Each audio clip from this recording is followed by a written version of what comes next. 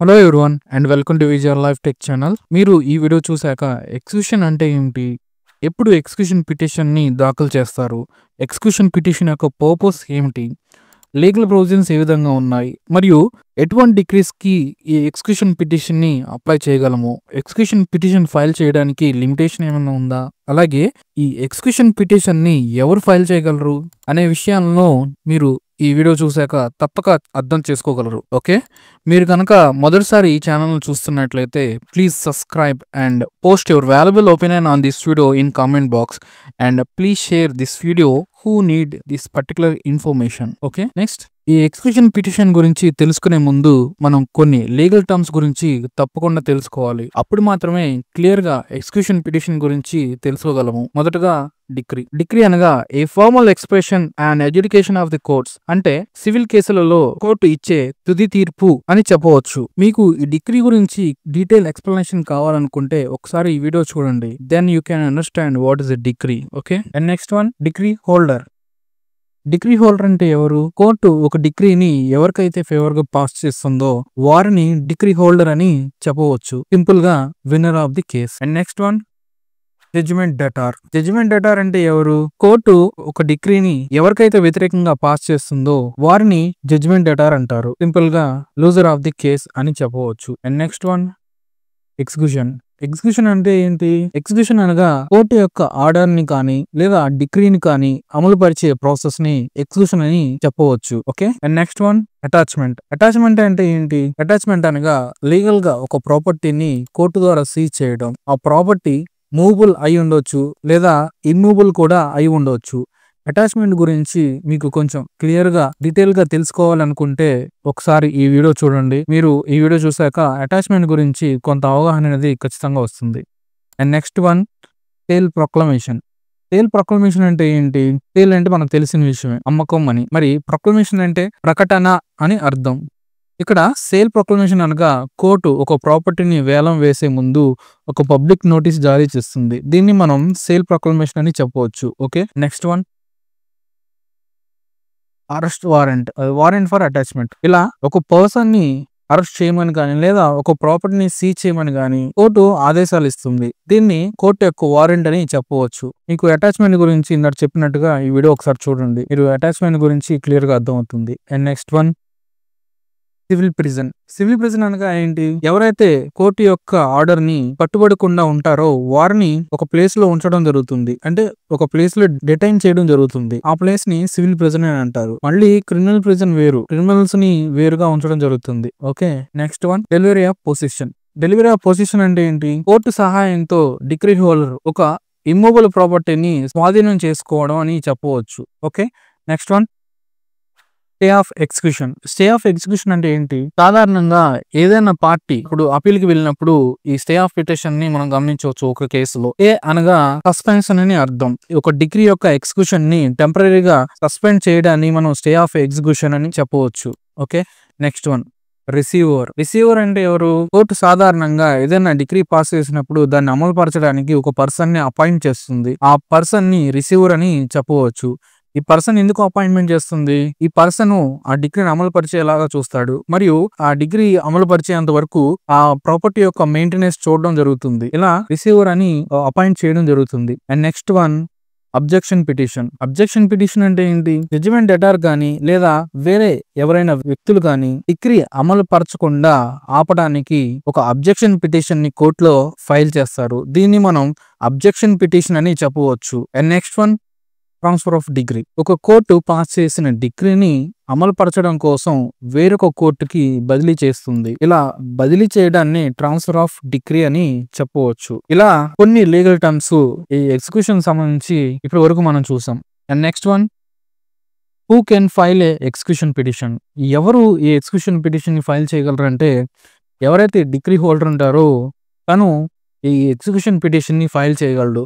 మరియు ఒకవేళ degree holder చనిపోయినట్లయితే తన యొక్క వాళ్ళ ఫ్యామిలీని లీగల్ హెయిర్స్ గా తీసుకొని ఆ లీగల్ హెయిర్స్ ఎవరైతే ఉంటారో వారు కోర్టులో డిగ్రీని అమలు పరచడానికి ఈ ఎగ్జిక్యూషన్ పిటిషన్ ని ఫైల్ చేయొచ్చు. And next one execution petition ని ఎప్పుడు ఫైల్ చేయాలి? దీనికి ఏమైనా కాలపరిమితి ఉందా అంటే డిగ్రీ పాస్ చేసిన డేట్ నుంచి 12 సంవత్సరాల లోపు తప్పనిసరిగా ఎగ్జిక్యూషన్ పిటిషన్ ని ఫైల్ చేయాల్సి ఉంటుంది. సెక్షన్ 136 ఆఫ్ లిమిటేషన్ యాక్ట్ ప్రకారం 12 సంవత్సరాల లోపు ఖచ్చితంగా ఫైల్ చేయాల్సి ఉంటుంది. లేదా ఈ 12 సంవత్సరాల తర్వాత పాస్ చేసిన డిగ్రీకి ఎటువంటి వ్యాలిడిటీ ఉండదు. అండ్ నెక్స్ట్ వన్, ఎక్కడ ఈ ఎగ్జిక్యూషన్ పిటిషన్ ని ఫైల్ చేయాలి? ఏ కోర్టులో ఫైల్ చేయాలంటే సాధారణంగా ఎగ్జిక్యూషన్ పిటిషన్ ని ఏ కోర్టు అయితే డిగ్రీ పాస్ చేసిందో ఆ కోర్టులో ఫైల్ చేయడం జరుగుతుంది. కొన్ని సందర్భాలలో జడ్జిమెంట్ డెటర్ ఎక్కడైతే ఒక ప్రాపర్టీని కలిగి ఉంటాడో ఆ జ్యూరిస్డిక్షన్ యొక్క కోర్టు ద్వారా డిగ్రీని అమలుపరచడానికి డిగ్రీ పాస్ చేసిన కోర్టు ఆ డిగ్రీని ట్రాన్స్ఫర్ చేస్తుంది. ఏదైతే జ్యూరిస్డిక్షన్ ఉందో ఆ కోర్టుకి ఈ డిగ్రీ అనేది ట్రాన్స్ఫర్ చేస్తుంది. Next one, type of degree that can be executed. అంటే ఎటువంటి డిగ్రీస్ ని మనం ఎగ్జిక్యూట్ పిటిషన్ ఫైల్ చేసుకోవచ్చు అనే విషయాన్ని ఒకసారి చూద్దాం. మొదటగా degree for payment of money. సాధారణంగా మనీ సూట్ లో డిగ్రీ పాస్ చేయడం జరుగుతుంది. డిగ్రీ పాస్ చేసిన తర్వాత మనీ రికవరీ కోసం ఈ ఎగ్జిక్యూషన్ పిటిషన్ ని ఫైల్ చేసుకోవచ్చు. And next one, degree for position of property. Case గెలిచిన తర్వాత ఒక ప్రాపర్టీని స్వాధీనపరచుకోవడానికి ఈ డిగ్రీని అమలు చేయమని ఈ ఎగ్జిక్యూషన్ పిటిషన్ ని ఫైల్ చేయవచ్చు. And next one, degree for injection. Degree for injection గురించి మనం గతంలో ఒక వీడియో చేయడం జరిగింది. ఆ వీడియో చూసినట్లయితే ఇంజెక్షన్ అంటే ఏంటి, ఆ ఇంజెక్షన్ ఎప్పుడు అమలు అవుతుంది, ఇంజెక్షన్ గురించి ఏంటి డీటెయిల్ గా మీకు ఒకసారి చూసినట్లయితే ఖచ్చితంగా ఆ ఇంజెక్షన్ గురించి అర్థం చేసుకోగలరు. ఇలా ఇంజెక్షన్ కోసం కూడా మనం ఒక ఎగ్జిక్యూషన్ పిటిషన్ ని ఫైల్ చేయొచ్చు. And next one, degree for specific performance. Specific performance అంటే ఏదైనా ఒక పనిని ఖచ్చితంగా చేయమని చెప్పడం. కోర్టు పర్సన్ కి పలానా పని చెయ్యి అని చెప్పడాన్ని స్పెసిఫిక్ పర్ఫార్మెన్స్ కింద పరిగణించవచ్చు. ఉదాహరణ ఏం చెప్పుకోవచ్చు, ఏదైనా సేల్ చేయడం అనుకోండి, మనీ కట్టినా సరే తను రిజిస్ట్రేషన్ చేయట్లేదు. అలాంటి విషయాల్లో మనం కోర్టుకి వెళ్ళినప్పుడు కోర్టు ఉత్తర్వులు ఇస్తుంది. ఆ పర్సన్ కి ఆ రిజిస్టర్ చెయ్యి అనే ఆదేశాలను మనం ఎగ్జిక్యూషన్ పిటిషన్ ద్వారా తెచ్చుకోవచ్చు. అండ్ నెక్స్ట్ వన్, ఈ ఎగ్జిక్యూషన్ పిటిషన్ గురించి మన చట్టాలు ఏం చెప్తున్నాయి, ఎక్కడ చెప్పబడ్డాయి అనే విషయాన్ని ఒకసారి చూద్దాం. పార్ట్ 2 సెక్షన్ 36 నుంచి 74 వరకు, అలాగే order 21 of civil procedure code 1908 లో ఈ ఎగ్జిక్యూషన్ పిటిషన్ గురించి క్లియర్ గా చెప్పబడ్డాయి. ముందుగా మనం చూసినట్లయితే ఆర్డర్ 21 మోడ్స్ ఆఫ్ ఎగ్జిక్యూషన్ గురించి మాట్లాడుతుంది. ఆర్డర్ 21 అనేది సిపిసిలో అతి పెద్ద ఆర్డర్ గా మనం చెప్పవచ్చు. ఆర్డర్ 21 లో 106 రూల్స్ ఉన్నాయి. ఈ 106 రూల్స్ లో ఎగ్జిక్యూషన్ గురించి డీటెయిల్ గా ఇవ్వబడ్డాయి. ఆర్డర్ 21 లో 106 రూల్స్ ఉన్నాయి. అవి వరుసగా ఏ రూల్ ఏం చెప్తుంది అనే విషయాన్ని ఒకసారి చూద్దాం. రూల్ 1 నుంచి 2 రూల్స్ ఏం మాట్లాడుతున్నాయి, పేమెంట్ అండర్ డిగ్రీ కింద పేమెంట్ ఏ విధంగా జరుగుతుంది అనే విషయాన్ని ఇక్కడ చూడొచ్చు. And next rule 3 to 9. Rule 3 నుంచి 9 వరకు ఏం మాట్లాడుతున్నాయంటే కోర్ట్స్ డిగ్రీని ఏ విధంగా ఎగ్జిక్యూట్ చేస్తాయి అనే విషయాన్ని మనం ఈ రూల్ 3 నుంచి 9 వరకు చూడవచ్చు. And next rule 10 to 23. Rule 10 నుంచి 23 వరకు అప్లికేషన్ ఫర్ ఎగ్జిక్యూషన్ గురించి మనం గమనించవచ్చు. ఏ సందర్భంలో అప్లికేషన్ పెట్టుకోవచ్చు అనే విషయాలు కూడా ఈ రూల్ 10 నుంచి 23 వరకు మనం గమనించవచ్చు. అండ్ నెక్స్ట్ రూల్ 24 and 25 వచ్చేసి ఎగ్జిక్యూషన్ ప్రాసెస్ ని ఏ విధంగా ఉంటుందో చూడవచ్చు. అండ్ నెక్స్ట్ రూల్ 26 నుంచి 29 వరకు స్టే ఆఫ్ ఎగ్జిక్యూషన్ గురించి మనం గమనించవచ్చు. అండ్ నెక్స్ట్ రూల్ 30 నుంచి 36 వరకు మోడ్ ఆఫ్ ఎగ్జిక్యూషన్ గురించి, అలాగే 37 నుంచి 40 వరకు అరెస్ట్ గురించి మరియు డిటెన్షన్ గురించి మనం గమనించవచ్చు. అండ్ నెక్స్ట్ రూల్ 41 నుంచి 57 వరకు అటాచ్మెంట్ ఆఫ్ ప్రాపర్టీ గురించి. అండ్ నెక్స్ట్ 64 నుంచి 73 వరకు ప్రాపర్టీ సేల్ గురించి, అలాగే రూల్ 74 నుంచి 81 వరకు సేల్ ఆఫ్ మూవబుల్ ప్రాపర్టీ గురించి, 82 నుంచి 96 వరకు సేల్ ఆఫ్ ఇమూవబుల్ ప్రాపర్టీ అంటే ఏదైతే హౌస్ కానీ లేకపోతే ఏదైనా అపార్ట్మెంట్ కానీ ప్రాపర్టీ కానీ ల్యాండ్ కానీ ఏ విధంగా కోర్టు సేల్ చేస్తుంది అనే విషయాన్ని ఇక్కడ గమనించవచ్చు. అండ్ నెక్స్ట్ రూల్ 97 to 106 వరకు resistant or obstruction to position of immovable property అనే విషయాన్ని మనం ఇక్కడ చెప్పబడింది. ఇలా మనం ఒక్కొక్క రూల్ గురించి ఏది ఏం చెప్తుంది అనేది ఒకసారి మనం చూసాం. అండ్ నెక్స్ట్ సెక్షన్స్ ఏం మాట్లాడుతున్నాయి అనేది ఒకసారి చూద్దాం. పార్ట్ 2 లో సెక్షన్ 36 నుంచి 74 వరకు ఈ ఎగ్జిక్యూషన్ గురించి డీటెయిల్ గా చెప్పబడ్డాయి సివిల్ ప్రొసీజర్ కోడ్ లో. అవి వరుసగా ఈ రూల్స్ చూసినట్టు ఈ సెక్షన్స్ కూడా ఏ విధంగా ఉన్నాయి, ఏం చెప్పబడుతున్నాయి అనేది ఒకసారి మనం చూద్దాం. మొదటగా సెక్షన్ 36 and 37 జనరల్ గా అప్లికేషన్ గురించి మరియు కొన్ని డెఫినేషన్ గురించి ఈ ఈ 2 సెక్షన్స్ మాట్లాడతాయి. అండ్ నెక్స్ట్ 38 నుంచి 46 వరకు ఎటువంటి డిగ్రీని ఎగ్జిక్యూషన్ చేయవచ్చు కోర్టు ద్వారా అనే విషయాన్ని చూడవచ్చు. And next one 47 section 47 questions ఏమైనా ఉంటే కనుక వాటిని డిటర్మైన్ చేయడం కోర్టుల ద్వారా అనే విషయాన్ని మనం ఇక్కడ గమనించవచ్చు. And next section 49 and 50 transfer and legal representation గురించి మాట్లాడతాయి. అలాగే section 51 to 54 process of the execution గురించి మాట్లాడతాయి. And next section 55 to 59 arrest and detention గురించి మాట్లాడతాయి. అండ్ సెక్షన్ 60 to 64 అటాచ్మెంట్ గురించి, అలాగే సెక్షన్ 65 to 67 సేల్ గురించి, అలాగే 73 సెక్షన్ ఏం మాట్లాడుతుంది, డిస్ట్రిబ్యూషన్ ఆఫ్ ది అసెట్స్ గురించి, అంటే పంచడం గురించి, ఒక అసెట్ ని ఎలా పంచుతారు అనే విషయం గురించి మాట్లాడుతుంది. And next last section 74 resistance గురించి మాట్లాడతాయి.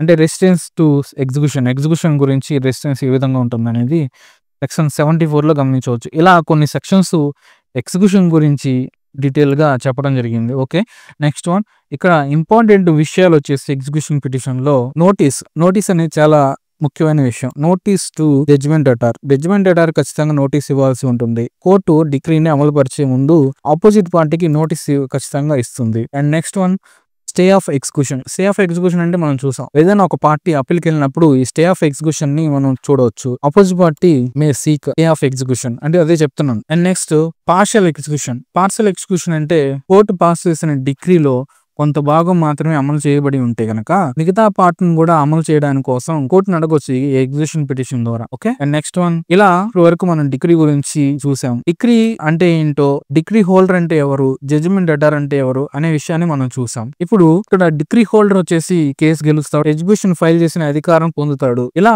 తను హ్యాపీగానే ఉంటాడు. మరి జడ్జిమెంట్ అటార్ కి ఏమైనా రైట్స్ ఉన్నాయా అంటే ఉన్నాయి. అవేంటివి అనేది ఒకసారి చూద్దాం. జడ్జిమెంట్ అటార్ యొక్క రైట్స్, మొదటగా right to receive a notice. Order 21 rule 22 ప్రకారం కోర్టు డిగ్రీ పాస్ చేసిన తర్వాత అమలు పరచకపోతే కోర్టు నోటీస్ ఇస్తుంది. ఏమిటి, ఎందుకు ఎగ్జిక్యూషన్ ని అమలు పరచలేదు కోర్టు అడుగుతుంది. ఇలా నోటీస్ పొందే హక్కు జడ్జిమెంట్ అటార్ కి ఉంది. కోర్టు నోటీస్ కి రెస్పాండ్ అవ్వాలి. And next right to object to execution. ఇది ఎలా, ఆర్డర్ 21 రూల్ 58 ప్రకారం ఎప్పుడు అబ్జెక్ట్ చేయవచ్చు ఎగ్జిక్యూషన్ ని ఒకసారి చూద్దాం. కోర్టు పాస్ చేసిన డిగ్రీని ఆల్రెడీ అమలు పరిచేసి ఉంటే గనక అప్పుడు మరలా డిగ్రీని ఎగ్జిక్యూషన్ చేయాల్సిన అవసరం లేదు కదా, అప్పుడు ఆ ఎగ్జిక్యూషన్ అబ్జెక్ట్ చేయొచ్చు. అండ్ నెక్స్ట్ వన్ కోర్టు డిగ్రీని ఆపోజిట్ పార్టీకి ఇల్లీగల్ గా పాస్ చేసినట్లయితే, అంటే ఫ్రాడులెంట్ గా గానీ లేదా ఇల్లీగల్ డాక్యుమెంట్స్ గానీ పెట్టి డిగ్రీని తెచ్చుకున్నట్లయితే అటువంటి డిగ్రీని అమలు పరచకుండా, అండ్ నెక్స్ట్ అలాగే రాంగ్ అటాచ్మెంట్ చేసినట్లయితే, అంటే వేరే అతని ప్రాపర్టీ కాకుండా వేరే వాళ్ళ ప్రాపర్టీ ఏమన్నా చేశారనుకోండి,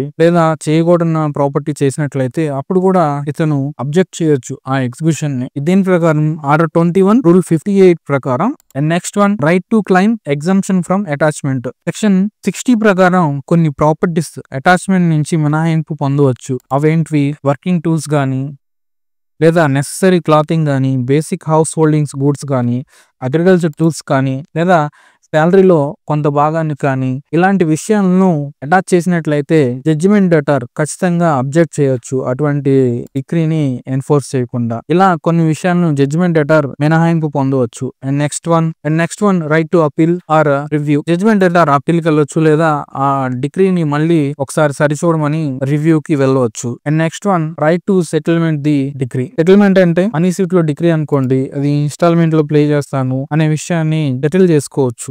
ఈ జడ్జిమెంట్ అటార్ ఎవరైతే ఉన్నారో తనకు ఆ రైట్ ఉంది, ఒకేసారి పే చేయలేను, ఇన్స్టాల్మెంట్ లో పే చేస్తాననే విషయాన్ని తను సెటిల్ చేసుకోవచ్చు ఆ డిగ్రీని. And next one right to legal representation. అంటే తన తరపున మాట్లాడేందుకు ఒక అడ్వకేట్ ని అపాయింట్ చేసుకోవచ్చు. And next one right against illegal arrest are detention. అంటే ఇల్లీగల్ గా అరెస్ట్ చేసినట్లయితే లేదా డిటైన్ చేసినా తనకు ఒక రైట్ ఉంటుంది దాని నుంచి మినహాయింపు పొందేదానికి. ఇలా ప్రాపర్ నోటీస్ ఇవ్వకపోయినా, అరెస్ట్ చేసినా సరే, ఎక్కువ రోజు డిటైన్ చేసినా సరే, మనీ డిగ్రీలో ఒక ఉమెన్ ని అరెస్ట్ చేయడానికి వీల్లేదు. కానీ ఒకవేళ అరెస్ట్ చేసినట్లయితే అప్పుడు మినహాయింపు పొందొచ్చు. అండ్ మెడికల్ కి సంబంధించిన విషయాలు ఏమైనా ఉంటే కనుక ఖచ్చితంగా తనకు అర్హత ఉంది మెడికల్ సర్వీస్ తీసుకునే అవకాశం. Okay, next one, right to challenge sale of property. Sale of property అంటే కోర్టు సేల్ చేస్తుందని మనం చూసాం కదా గతంలో. సేల్ చేసేటప్పుడు ఆ ప్రాపర్టీ కనుక అండర్ వాల్యూలో కనుక సేల్ చేస్తున్నట్లయితే అప్పుడు ఖచ్చితంగా జడ్జిమెంట్ అటార్ వెళ్ళి తక్కువ సేల్ చేస్తున్నారు, రైట్ కి సేల్ చేయండి అని అబ్జెక్షన్ చేయడానికి అవకాశం ఉంటుంది. ఆ రైట్ ఈ జడ్జిమెంట్ అటార్ కలిగి ఉన్నాడు. ఇలా కొన్ని రైట్స్ జడ్జిమెంట్ అటార్ కి ఉన్నాయి. ఓకే, ఇంకా ఎగ్జిక్యూషన్ గురించి డీటెయిల్ గా కావాలనుకున్న వాళ్ళు please give your response, then only I will decide ఇంకా ఈ టాపిక్ ని ట్రాక్ చేయాలా లేదా అనేది, లేదా కొత్త టాపిక్ వెళ్ళాలా అనే విషయాన్ని నాకు తెలుస్తుంది. Okay, thank you for watching. Please subscribe this channel for more legal topics. Thank you.